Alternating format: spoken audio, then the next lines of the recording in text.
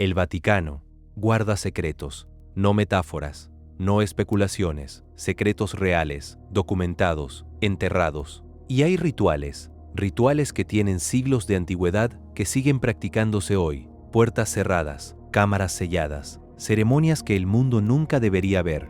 ¿Por qué los ocultan? Porque si los vieras, entenderías que la institución más poderosa del mundo no es lo que te dijeron que era. Esto no es teoría de conspiración. Esto está en sus propios archivos. Quédate, porque lo que estás a punto de descubrir cambia todo. ¿Alguna vez te has preguntado qué pasa realmente detrás de las puertas del Vaticano? No lo que te cuentan en las noticias, no lo que dice la Iglesia, lo que verdaderamente ocurre. Hoy vamos a hablar de rituales que tienen cientos, algunos miles de años. Rituales que la Iglesia Católica sigue practicando y que, curiosamente, nunca aparecen en el catecismo, ni en la misa del domingo, ni en ningún libro que te hayan dado en la escuela. Empecemos con algo que quizás no sabías. El Vaticano no siempre fue cristiano. El terreno donde hoy se encuentra la Basílica de San Pedro era, en la antigüedad, un lugar de culto pagano.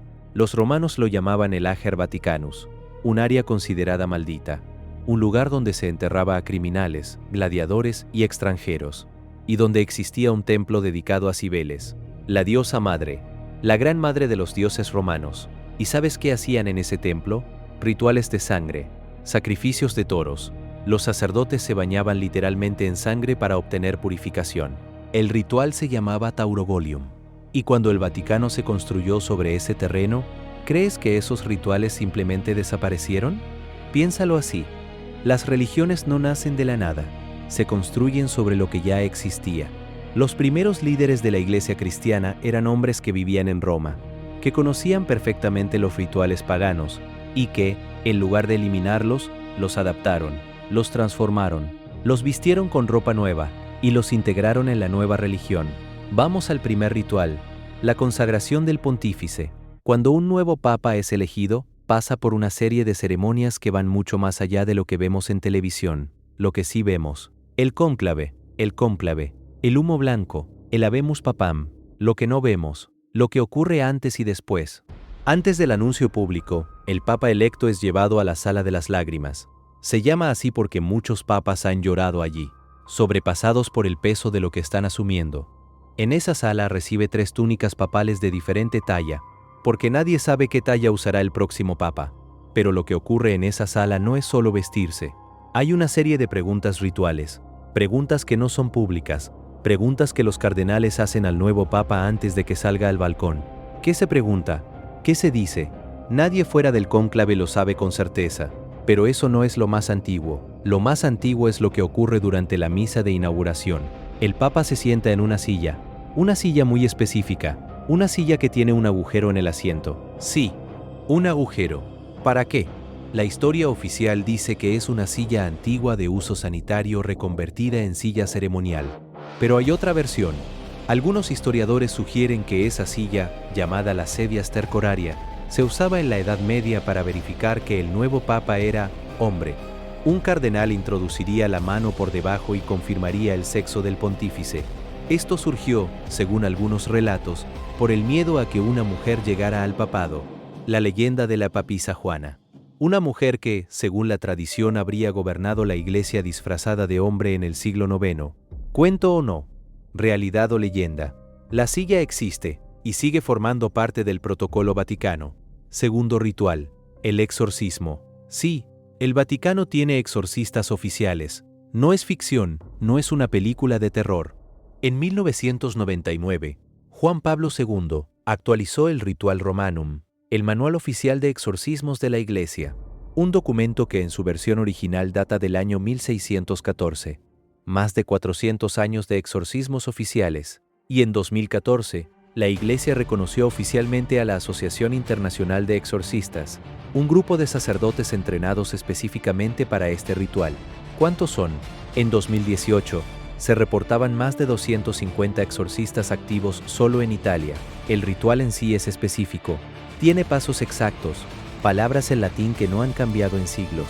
El sacerdote impone las manos, recita oraciones específicas, usa agua bendita, una cruz, y en los casos más graves puede durar horas, o días, o repetirse durante semanas. funciona? Eso ya es otra discusión. Pero lo que no se puede discutir es que el Vaticano cree que sí, y lo practica. Oficialmente. Hoy, tercer ritual, la incorrupción de los santos. Cuando la Iglesia Católica considera beatificar o canonizar a alguien, parte del proceso implica la exhumación del cuerpo y una inspección para verificar si el cuerpo está incorrupto, es decir, si no se ha descompuesto. La Iglesia considera la incorrupción como una señal divina, una señal de santidad, y hay casos documentados que son, cuando menos, desconcertantes. Santa Bernadette de Lourdes, fallecida en 1879, fue exhumada 3 veces, la última en 1925, 46 años después de su muerte, y su cuerpo estaba en un estado de conservación inexplicable para los estándares científicos normales. Hoy puedes verla. Está expuesta en Nevers, Francia. En un relicario de cristal, lo que ves es una máscara de cera sobre su rostro, porque el rostro original se había ennegrecido con las exhumaciones. Pero el resto del cuerpo sigue siendo motivo de debate científico. Y aquí viene lo que muchos no saben. El ritual de incorrupción no es solo una verificación pasiva. La Iglesia tiene procedimientos específicos, personas entrenadas para estas exhumaciones, formas de documentar, formas de preservar, y una burocracia entera dedicada a verificar milagros. La Congregación para las Causas de los Santos, un departamento vaticano cuyo único trabajo es investigar si alguien merece ser santo. Tienen archivos que datan de siglos, testimonios de milagros, informes médicos, fotografías de exhumaciones.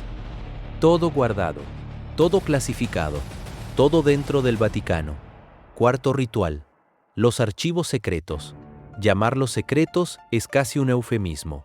El nombre oficial es Archivum Apostolicum Vaticanum, antes llamados Archivio Segreto Vaticano, Archivos Secretos del Vaticano.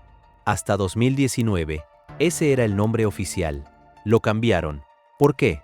Probablemente porque el término secreto generaba demasiadas preguntas incómodas.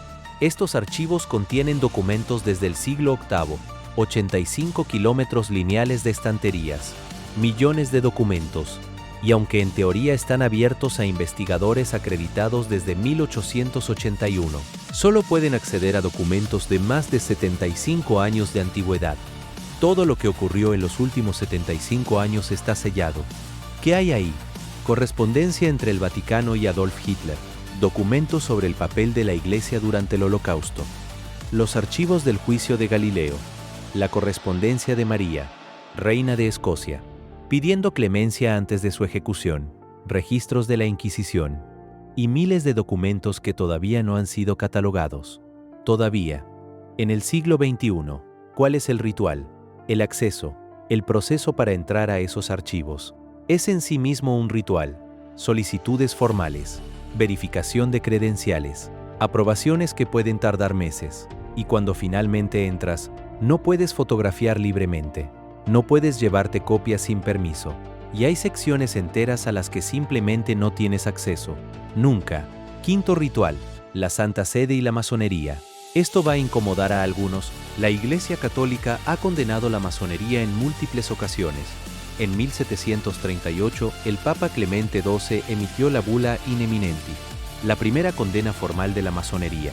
Desde entonces han sido varias las condenas papales. Y oficialmente, un católico que se une a la masonería puede ser excomulgado. Pero hay algo que no cuadra.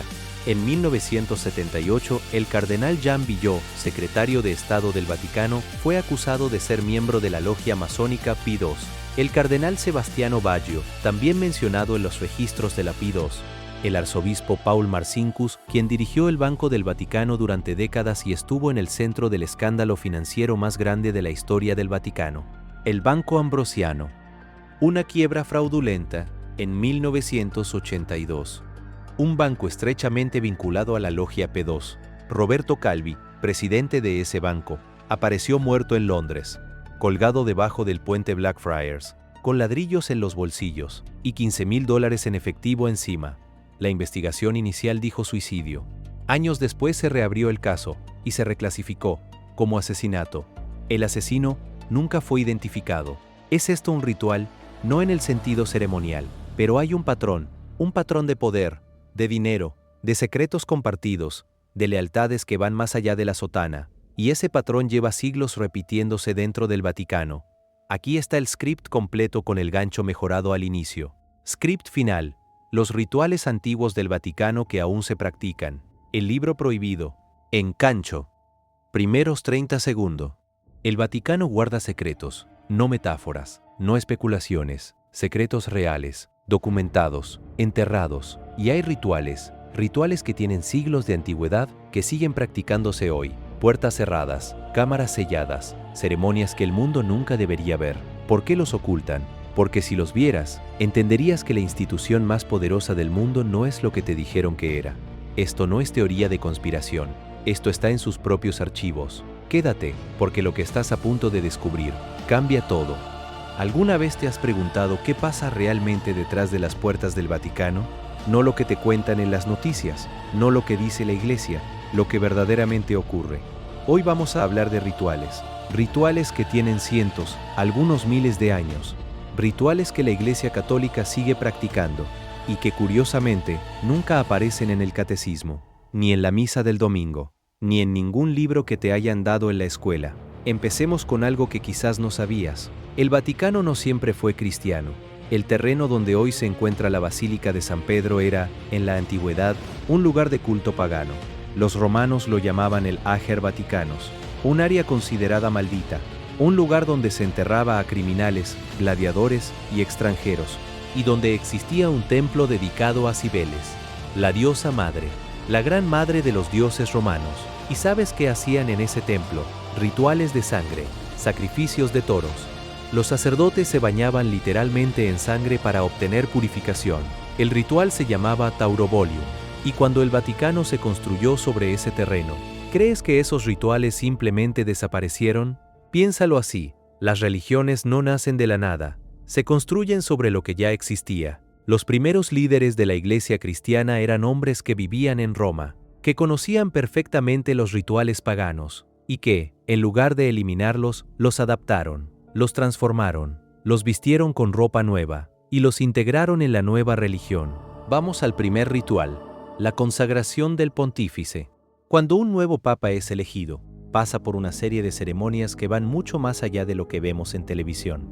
Lo que sí vemos: el cónclave, el humo blanco, el habemus papam. Lo que no vemos: lo que ocurre antes y después. Antes del anuncio público, el papa electo es llevado a la sala de las lágrimas. Se llama así porque muchos papas han llorado allí, sobrepasados por el peso de lo que están asumiendo.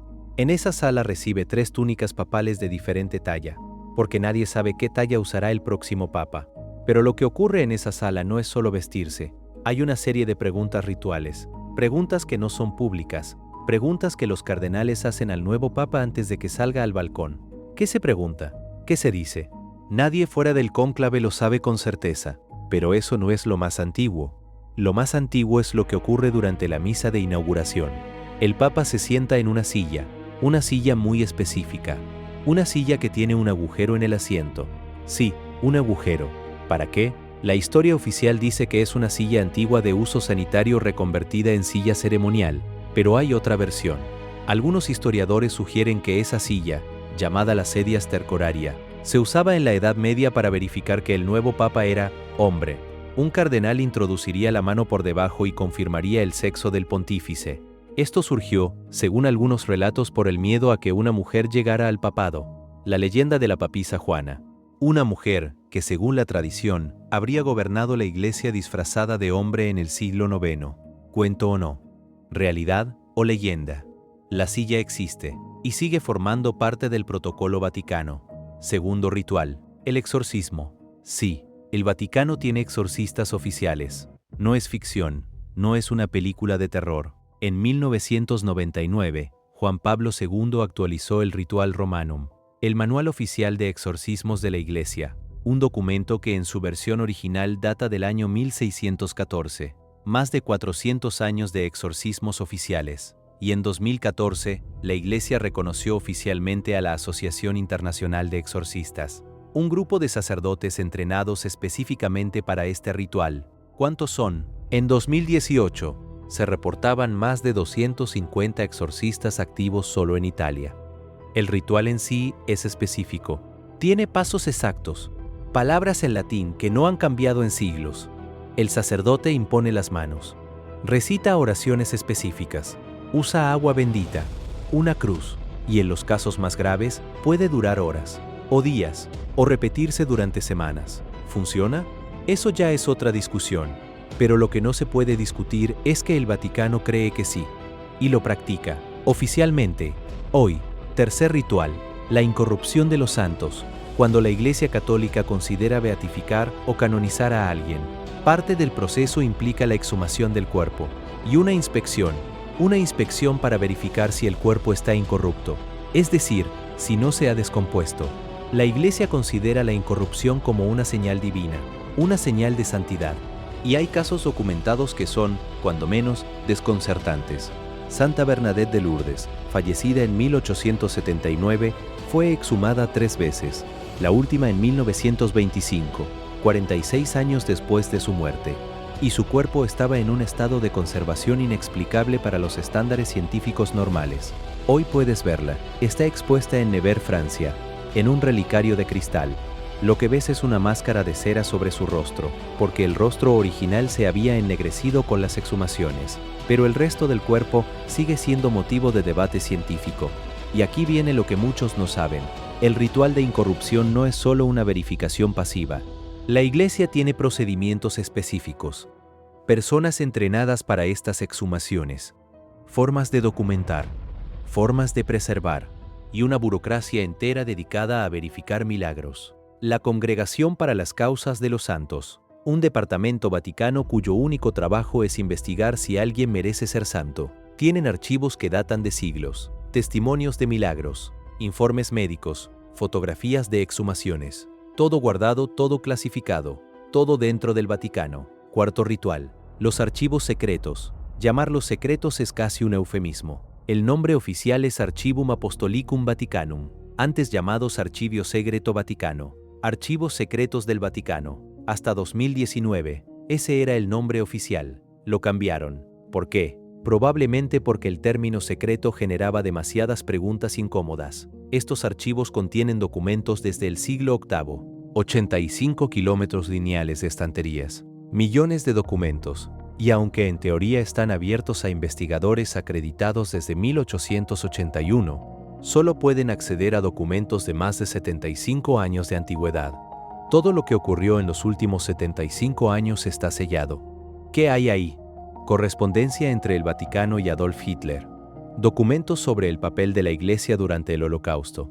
Los archivos del juicio de Galileo. La correspondencia de María, reina de Escocia, pidiendo clemencia antes de su ejecución. Registros de la Inquisición. Y miles de documentos que todavía no han sido catalogados. Todavía, en el siglo XXI. ¿Cuál es el ritual? El acceso. El proceso para entrar a esos archivos es en sí mismo un ritual. Solicitudes formales, verificación de credenciales, aprobaciones que pueden tardar meses.